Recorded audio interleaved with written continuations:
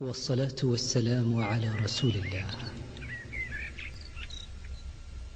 سبحان الله وبحمده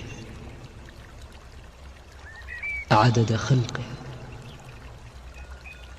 ورضا نفسه وزنة عرشه ومداد كلماته.